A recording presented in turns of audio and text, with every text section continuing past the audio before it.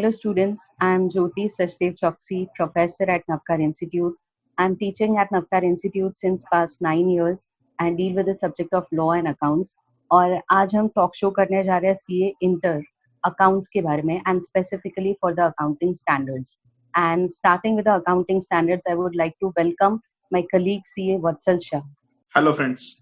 I want to introduce our director CA Niyar sir. He has a vast experience of 20 years in the subject of accountancy, accounting standard, costing and the taxation. Welcome sir. Thank you sir. Thank you madam. See, basically accounting standard, being chartered accountant, the most lucid manner, the things are like, if you are good with accounting standards and standards on auditing, you are the perfect chartered accountant. So the crux of accounting I should say the crux of accounting is accounting standard only. Intermediate level, I think first group around 30% weightage or second group around 30-40% weightage is only of accounting standards. But the same accounting standard is going to be helpful for Ind AS also in final level. So being an intermediate student, accounting standard का weightage अच्छा खासा है और उसका अगर बराबर से understanding हो गया हो तो फाइनल का पूरा एफआर सब्जेक्ट और सीए होने के बाद की उसकी जर्नी भी बहुत स्मूथ हो जाती है. And what I believe is like accounting standard is nothing but your basic concepts. Basically, if you are good with your accounting concepts, convention, principles and assumptions जो हम लोग फाउंडेशन लेवल पे पढ़ चुके होते हैं, अगर वो उसके ऊपर ग्रीप अच्छी है, then understanding of accounting standard is not an issue, right? So today what we are going to discuss is like I'm just going to moderate the things, but we have two experts with us, and both are masters in accounting standards. Vatsal sir, since around 5 to 6 years experience, and Jyoti ma'am also 10 to 12 years experience. So basically, Vatsal sir, I think you were one of my students also. Yes sir. Yes. I'm not wrong. Yes sir. Yes sir. 19 years की teaching में कहीं ना कहीं कोई ना कोई ऐसे आ गया होता है. And I think accounting concepts भी आप मेरे पास पढ़े थे. Yes sir. CA foundation में. Yes sir. Yes, taxation. और फाउंडेशन एकदम स्ट्रॉन्ग हो गया है आपका फिर. Yes. इंडिया लेवल पे नाम है सर आपका बड़ा. Thank you sir. And Jyoti ma'am is also going to be, I mean like उनके भी धीरे धीरे accounting standards नए जो रिलीज होते जा रहे हैं, and it is very interesting in fact.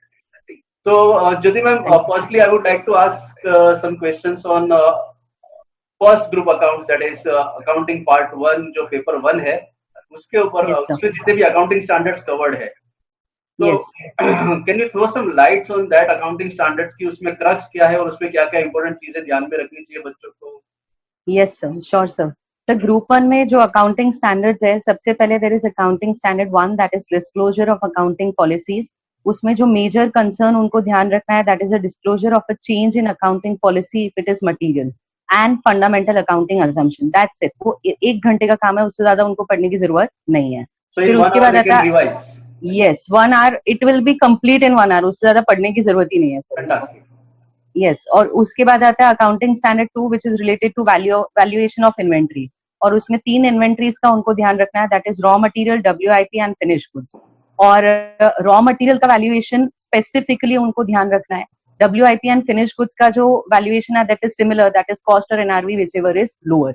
तो उसमें जो main focus रखना है उनको that is valuation of raw material, और उस पे specifically exams में questions आते हैं sir for AS2. Right, and right. for it they require around 2 to 3 hours. उसमें ज्यादातर theory yes sir, AS2 में से practical question और exam point of view से important है sir AS2. correct. yes sir. उसके बाद है accounting standard 3 sir, cash flow statement. वो उनको already accounts के chapter में आ जाता है, तो उसको अलग से उनको पढ़ने की जरूरत ही नहीं है sir. so that is already covered. तो बच्चों आपके लिए accounting standard कब हो गया पढ़ने लायक? yes sir, skip हो गया. उसके बाद है sir accounting standard 10 which is dealt by Vatsal sir, that is property, plant and equipment, and that is very important from exam point of view sir. After that it is AS11 that is exchange rate difference. वो exam में question 1 में sorry to interrupt, but accounting standard 10 के अंदर ज्यादातर questions जो है वो practical या थियरी ज्यादा क्वेश्चन? सब प्रैक्टिकल कॉन्सेप्ट आता है उसमें भी सर. ओके. रीवैल्यूएशन कॉन्सेप्ट उसमें ज्यादा पूछते हैं सर, रीवैल्यूएशन और उस पे फिर depreciation. Fine.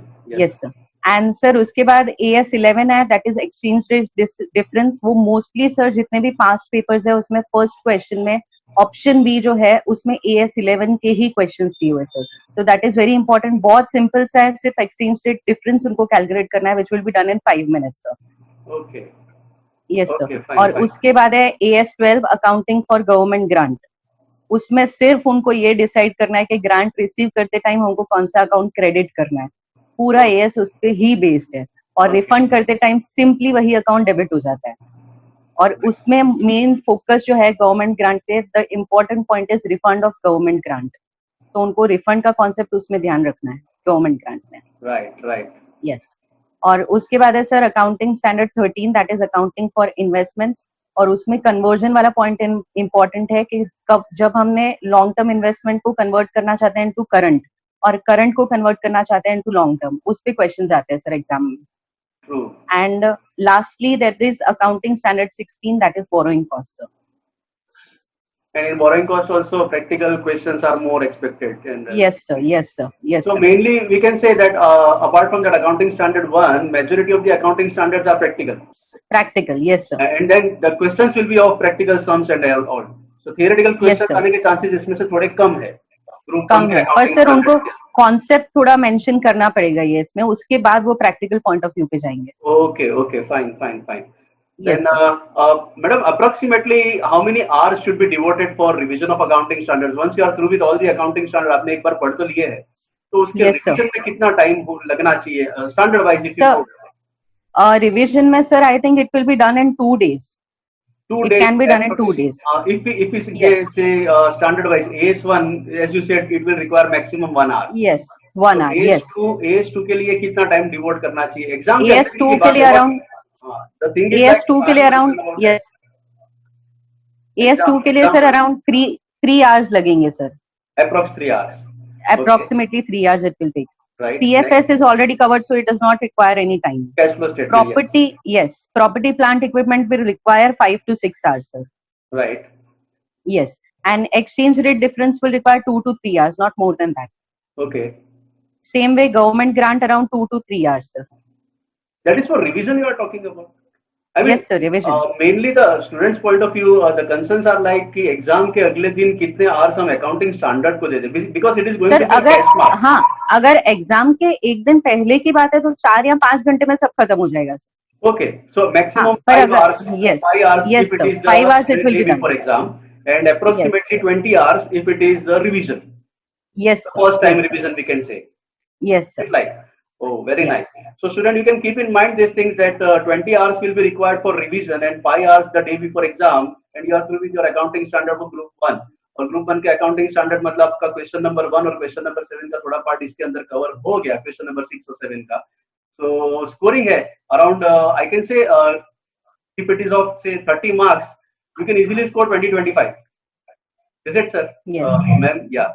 So, Yes, sir, yes, Vatsal sir. sir, I would like to know now something from your side about this paper 5 advanced accounting. Advanced accounting के अंदर भी accounting standard और उसमें थोड़े typical accounting standards भी है, Yes. थोड़े tricky भी है.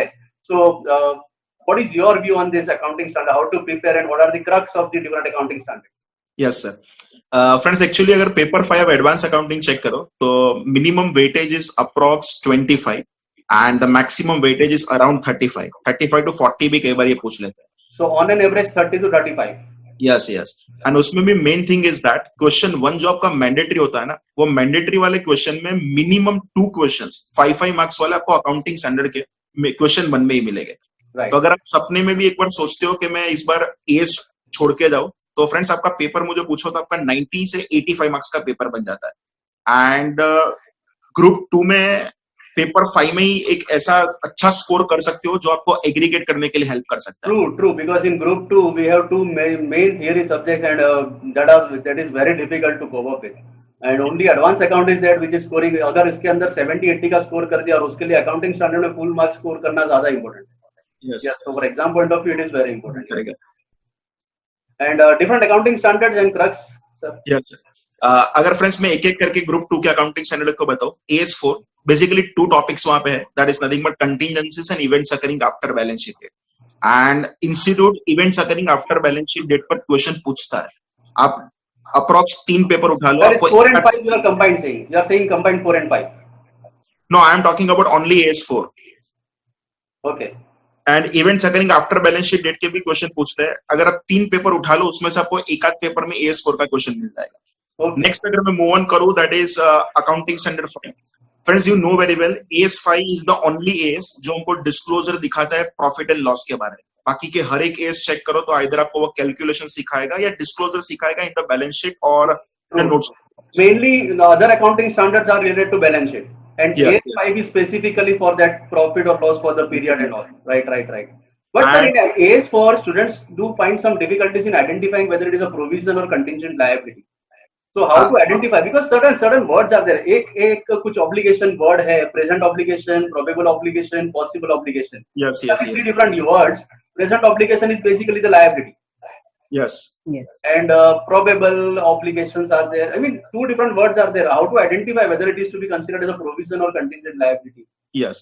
Actually स्टूडेंट्स मेनली जो कंफ्यूज होते हैं ना वो sir accounting standard 4 and accounting standard 29 में confuse. 29. Yes, that was I. AS4 में भी कोई पोर्शन प्रोविजन का आता है, AS29 में भी पोर्शन प्रोविजन का आता है. पर स्टूडेंट एक बहुत सिंपल एक लाइन में बताओ, अगर कोई भी आपका प्रोविजन असेट के बैलेंस के सामने एडजस्ट होता है ना तो वहां पे आपका अकाउंटिंग स्टैंडर्ड 4 लगता है.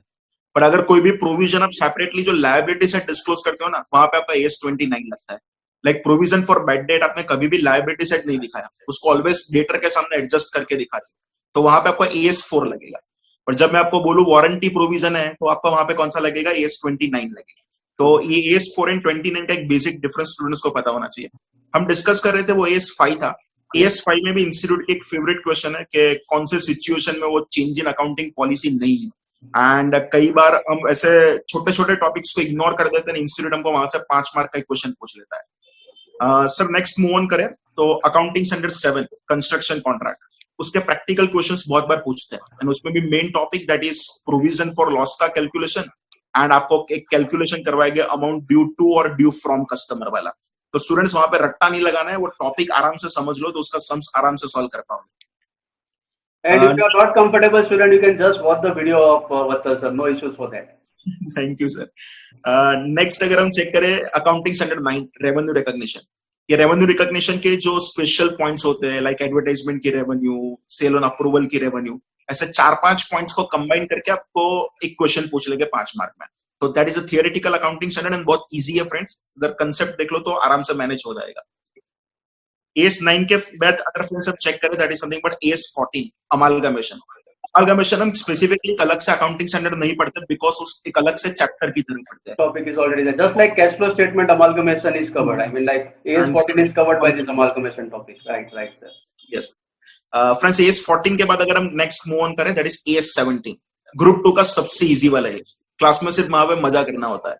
जस्ट आपको वो 5 कंडीशन 10% वाला पता चल गया तो आप आराम से उसको मैनेज कर पाओगे. एंड फ्रेंड्स बिलीव नहीं करोगे, सीए इंटर का जब न्यू सिलेबस का फर्स्ट पेपर था May 18, तो उसमें AS17 में भी उन लोगों ने 5 मार्क का क्वेश्चन पूछ लिया था. Oh, that is the cash marks. Yes इस चैनल से आपको मुझे इतना बताना है फ्रेंड्स, कोई भी accounting standard whether it is a AS1 और डिफिकल्ट लाइक AS22 इग्नोर नहीं करना है. हम इंस्टीट्यूट को प्रिडिक्ट नहीं कर सकते, लोग कुछ भी पूछ सकते हैं. And doing chartered accountancy, I mean, professional course में है तो ignore तो भूल जाओ. We are supposed to give more than 100%. Yes sir. तो मैं तो बोलता हूँ अकाउंटिंग स्टैंडर्ड्स के साथ इन डेज का भी थोड़ा बेसिक नॉलेज ले लो अकाउंट इंटर लेवल पे. यस फ्रेंड्स अगर नेक्स्ट मूव ऑन करें that is AS18 related party disclosure. आपको वो रिलेटेड पार्टी की डेफिनेशन बाय हार्ट याद रहना चाहिए बिकॉज उसका आंसर कैसा बनता है, जस्ट एक लाइन का रिलेटेड पार्टी है कि नहीं है. तो आंसर प्रेजेंट करने के लिए रिलेटेड पार्टी की डेफिनेशन जो 5 क्लॉज है वो परफेक्ट आपको आना चाहिए. AS19 इंस्टीट्यूट का one of the favourite accounting standard in the paper 5. And students are finding many difficulties in AS19. Yes and main topic उसमें से जो क्वेश्चन पूछते हैं वो अनअर्न्ड फाइनेंस इनकम वाले क्वेश्चन पूछते हैं. तो वो फ्रेंड्स आपको प्रॉपर वो प्रिपेयर करके जाना है. नेक्स्ट अगर AS20 again lengthy accounting standard and again important accounting standard. Main 2 topic institute के फेवरेट है, एक राइट इश्यू वाला एंड एक डाइल्यूटेड EPS वाला. मुझे याद है वहां तक इंटर में उन लोगों ने कॉम्प्लेक्स कैपिटल स्ट्रक्चर का डाइल्यूटेड EPS पूछा नहीं है. और पूछा नहीं है मतलब पूछेगी नहीं ऐसा नहीं बोल रहा हूँ, आपको तो प्रिपेयर करके ही जाना है. True. Next Steps with differential rights, preference shares, everything. हाँ yes sir. True. AS22 that is deferred tax वाला. हाँ फ्रेंड्स कंसेप्ट अगर फर्स्ट एक आवर में अगर क्लास में पता चल गया तो डेफर्ड टैक्स का कोई भी क्वेश्चन आपको पूछेगा वो कर पाओगे. कोई डिफिकल्ट चीज से भागना नहीं है, उसके पीछे मस्त Deferred tax understanding can be better if you are good with profits and gains from business or profession of taxation. Yes, जो Yes, सर आप yes. सही करवाते हो। True. एस 22 के बाद नेक्स्ट अकाउंटिंग स्टैंडर्ड एस 24, बहुत छोटा सा अकाउंटिंग स्टैंडर्ड, मुझे पूछो हाफ एन आवर में आराम से प्रिपेयर कर पाओगे। जस्ट एक डेफिनेशन एंड कौन सी चीज डिसकंटिन्यूइंग ऑपरेशन नहीं है उसके बारे में आपको पढ़ना है। नेक्स्ट जो निहार सर लेते हैं S 26, intangible asset like goodwill is a blunder. Goodwill is a blunder. Sheer blunder. Yes. इसके बारे में मेरे से ज्यादा आप ही अच्छी तरह से गाइड कर पाओगे। No, true, sir. You can carry on. But in accounting standard 26, I used to say that वो जो school level में पढ़ के आते हैं ना, what is intangible asset? The asset which cannot be touched and seen. It sounds so awkward, you know. Yes. Embarrassing लगता है अगर किसी को ऐसा बोला जाए। In short, accounting standard के अंदर अच्छे wordings है। जब non-monetary asset है, without physical substance, it is good word which cannot be touched and seen. It sounds awkward, isn't it? Yes. Right, sir. Next Then age 29 we already talked of. yes, with AS4. Correct. So in advanced account, the accounting standard portion, can we say around 40-50% of accounting standards are based on theory?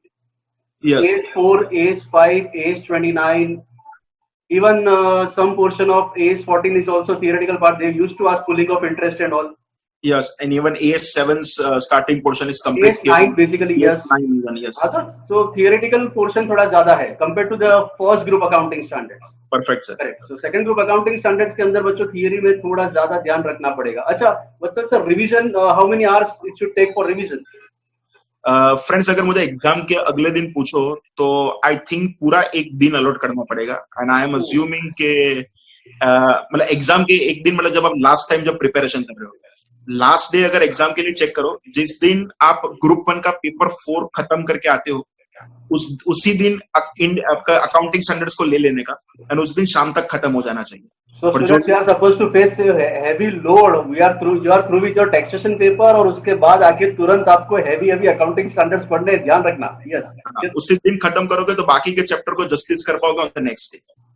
Correct. So in all 2 to 5 is the exam time, then 6 to 12, 6 hours minimum.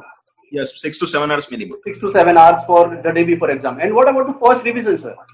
First time revision कर रहे हो तो minimum आपको 1 and 1.5 day allot करना पड़ेगा, and मैं एक दिन मतलब मैं आई एम अज्यूमिंग कि आपके per day minimum 9 hours reading कर रहे हो मिनिमम। 12 hours? तो 12 hours is good, तो एक दिन में हो जाएगा, पर अगर 9 आवर्स भी स्टडी कर रहे हो तो मिनिमम 1 to 1.5 डे आपको अलॉट करना पड़ेगा, तो ही वो अच्छी तरह से प्रिपेयर कर पाओगे। True. So put together around 20 hours. Yes. So बच्चे ध्यान में रखना 20 hours for your revision and 6 to 7 hours rather for your day before exam preparation of accounting standards. Correct. So thank you very much, sir. It was very nice understanding for all the students for all the accounting standards of both the accounts, ma'am and sir. आपने बहुत ही अच्छे से explain किया. Now the question arises like accounting standards के अंदर cash marks तो है, मतलब अच्छा खासा score इसमें कर सकते हैं. The question is like how to write the answer. Practical accounting standard का मतलब कि प्रैक्टिकल सम्स जो होते हैं उसका आंसर कैसे लिखा जाए, थियोरेटिकल जो होते हैं उसका आंसर कैसे लिखा जाए, ये कंफ्यूजन हमेशा बच्चों के दिमाग में रहता है कि ये 4 मार्क्स का क्वेश्चन है, मुझे पता है कि ये प्रोविजन क्रिएट करना है, AS4 फॉर एग्जांपल AS4 का क्वेश्चन है, वो बोलता है मुझे पता है कि प्रोविजन ही करना है, इसके अंदर 50% से ज्यादा चांसेस लग रहे हैं तो ये करना है वो करना है whatever, but how to actually present the accounting standard वो मिसिंग है, और ज्यादातर केस में जो स्कोर भी कम आता है तो उसका रीजन भी उसके प्रेजेंटेशन के ऊपर ही जाता है, तो किस तरह से उसको प्रेजेंट किया जाए। Jyoti ma'am please if you can guide something and then Vatsal sir if you can add something. Yes sir, जैसे आपने AS4 के बारे में बताया कि उसका अगर कोई प्रैक्टिकल क्वेश्चन पूछा है so that is a theoretical based question, तो उसके आंसर को उनको 2 पैराग्राफ्स में डिवाइड करना है सर। पहले पैराग्राफ में उनको कॉन्सेप्ट लिखना पड़ेगा, जैसे क्वेश्चन पढ़ के मुझे पता चल गया कि नॉन एडजस्टिंग इवेंट है तो आंसर मुझे आ गया कि नॉन एडजस्टिंग इवेंट है, तो पहले पैराग्राफ में मुझे कॉन्सेप्ट लिखना पड़ेगा कि AS4 में नॉन एडजस्टिंग इवेंट का डेफिनेशन क्या है, और उसके बाद जो नेक्स्ट पैराग्राफ होगा उसमें case explain. Okay, firstly you are supposed to write the recognition principles. Yes, पहले तो अकाउंटिंग स्टैंडर्ड का नंबर और उसका इन्वर्टेड कॉमा में नाम लिखना पड़ेगा। Yes sir. Yes, then you are supposed to put in the recognition principles. What is adjusting event, what is non-adjusting event, मतलब if you are talking about AS4 then, तो उसके बाद उसका डिटेलिंग आंसर दे सकते हैं। यस सर, उसके बाद उनका यस सर और प्रैक्टिकल क्वेश्चंस में सॉरी यस मैम नहीं सर बोलिए सर। अगर वत्सल सर थियरिटिकल आंसर में और कुछ ऐड करने लायक? यस सर, मैं सिंपल क्लास में बोलता हूँ, आंसर आपको 3 पार्ट में प्रेजेंट होना चाहिए. फर्स्ट पार्ट जैसा सर आपने बोला, लाइक अकाउंटिंग स्टैंडर्ड का नंबर एंड नाम, एंड उसमें तो मिस्टेक नहीं होना चाहिए. फर्स्ट दिन पे जब सिलेबस स्टार्ट होता है 5 बार एक बार लिख दो तो ही वो नाम आपको याद रहेगा. करेक्ट. सेकंड पार्ट, वो जो क्वेश्चन जो पर्टिकुलर टॉपिक पर डिपेंडेंट है उसका provision, and the last part that is nothing but आपका क्वेश्चन के फैक्ट्स एंड आंसर. ये 3 पार्ट में आपको थियोरेटिकल के आंसर लिखना चाहिए. एंड अगर मुझे प्रैक्टिकल के पूछो तो एक्चुअली बहुत सारे स्टूडेंट्स प्रैक्टिकल क्वेश्चंस का आंसर डायरेक्टली न्यूमेरिकल फिगर लिख के स्टार्ट कर देते हैं, पर answer is no.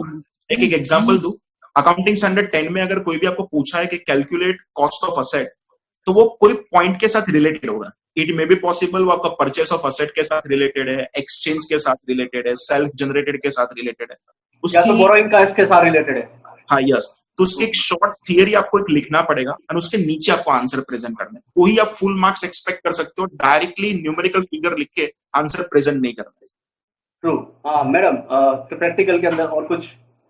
Yes sir, practical के अंदर पहले थोड़ा सा कॉन्सेप्ट एएस का नाम और उसके बाद उसको सॉल्व करना है. और सर स्पेसिफिकली अकाउंटिंग स्टैंडर्ड्स में जहाँ पे कॉन्सेप्ट पूछते हैं, जहाँ पे एएस 12 में गवर्नमेंट ग्रांट में रिफंड के इफेक्ट पूछते हैं, तो वहाँ पे स्टूडेंट्स है ना डायरेक्टली रिफंड की एंट्री लिख के आते हैं, पर आईसीआई वाले कभी भी एंट्री मेंशन नहीं करते.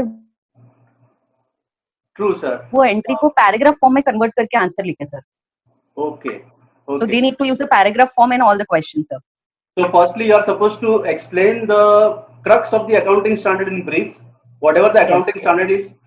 Even if it is of 4 marks or 5 marks, you are supposed to write one paragraph of introduction of that particular accounting standard along with the recognition principles and some important key points or key words should be there, along with the name and number of accounting standard. Yes. इतना basic requirement है. और उसके बाद आपका जो extra main जो answer है, मतलब इवन इन प्रैक्टिकल क्वेश्चन उनको पहले तो इंट्रोडक्शन में थोड़ा थियोरेटिकल आंसर लिखना ही है. परफेक्ट. और उसके बाद ही उसका पूरा कैलकुलेशन वगैरह जो भी बताते हैं वो बताना है. Correct sir. Vachal sir, any advice how to score the highest marks in accounting standard? I can say 100 out of 100, that is 30 marks का है तो पूरा 30 इसमें कैसे स्कोर कर सके? Because cash marks, no? Yes. Friends, accounting standard को exam view point से तो पढ़ना है, एंड आगे भी इतना काम का है. फाइनल में इंडेक्स आएंगे, इवन आगे प्रैक्टिकल लाइफ में भी इतना काम का है. आई थिंक कि अगर आप उसके पूरे कंसेप्ट समझ लो एंड उसकी थोड़ी लैंग्वेज समझ लो, तब आराम से वहां पे मैनेज कर पाओगे. एंड सेकंड चीज इज दैट कि आपको हर एक टॉपिक इन डिटेल पता होना चाहिए. एंड अगर हर एक टॉपिक फ्रेंड्स अगर इन डिटेल पता है तो वही अच्छी तरह से आंसर प्रेजेंट कर पाओगे. मुझे पता है मतलब आंसर आपको आता है, पर मैक्सिमम मार्क्स जो अकाउंटिंग स्टैंडर्ड में कट होते हैं ना, वो आपके प्रेजेंटेशन के लिए कट होता है. तो लाइक मैंने बोला, निहार सर ने बोला, ज्योति मैडम ने बोला, वो प्रेजेंटेशन के पॉइंट जितने भी ध्यान रखोगे तो आपके अच्छी तरह से वहां पे स्कोर कर पाओगे. Correct sir. Truly it is an enriching experience for me also to talk with you, both of you. It was very nice talking to you, and I am 100% sure that the students are going to get benefited out of it. अपना जो आज का talk show हुआ, it is very enriching one, very knowledgeable, और इससे student का knowledge एक अलग लेवल पे चला जाएगा और कैसे उसको प्रेजेंट करना और अच्छे से स्कोर भी कर पाएंगे. आई एम 100% श्योर कि अब अकाउंट्स के अंदर अकाउंटिंग स्टैंडर्ड का जो डर था बच्चों के दिमाग में, वो इस डिस्कशन से निकल गया होगा. और वैसे भी अगर आपका फंडामेंटल या बेसिक्स स्ट्रांग है तो अकाउंटिंग स्टैंडर्ड हो या इंड एस हो या IFRS हो या GFRS हो, आपका कुछ भी नहीं बिगाड़ सकता है. सो this is all about accounting standard from our side. I think we should conclude the show now. Thank you very much. Thank you, sir. Thank you very much, Jyoti ma'am. Thank you, sir. For such a nice guidance to the students. Students, stay blessed and stay healthy. Thank you very much. Thank you. Thank you. If you like this video, share it with your friends. Subscribe to our YouTube channel to watch more such videos and learn from our expert faculty members. Press the bell icon to get regular notifications whenever we upload a new video. Download NDI mobile app to get complete CA course online. We value your support. Thank you for watching.